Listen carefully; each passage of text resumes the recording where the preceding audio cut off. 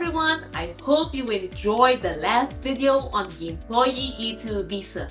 Again, I'm Jennifer Chua, an immigration lawyer at Visa to America. Today, I'll be discussing the period of stay and restrictions of this E2 visa. First, an employee may only work in the activity for which he or she was approved at the time the classification was granted. So that's the first restriction. However, an E2 employee may also work for the treaty organization's parent company or one of its subsidiaries as long as the relationship between the organization is established and subsidiary employment requires executive, supervisory, or essential skills to the business, and the terms and conditions of the employment have not otherwise changed. So in case there are changes, USCIS must approve any substantive change in the terms or conditions of the E2 status. A substantive change is defined as a fundamental change in the employer's basic characteristic that would affect the alien's eligibility for E classification, such as, but not limited to, a merger, acquisition, sale of the division where the alien is employed, or other event that affects the treaty investor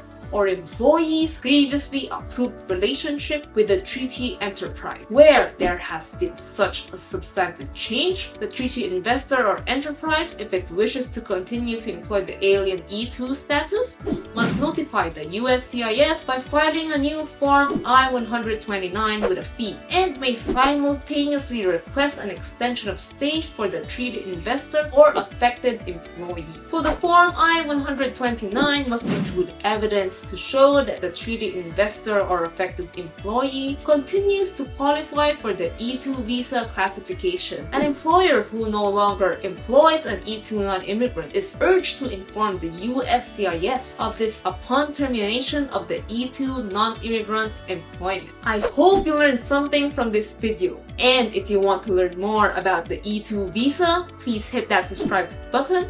And if you have any comments or questions, you can leave them in the comments down below. See you in the next one.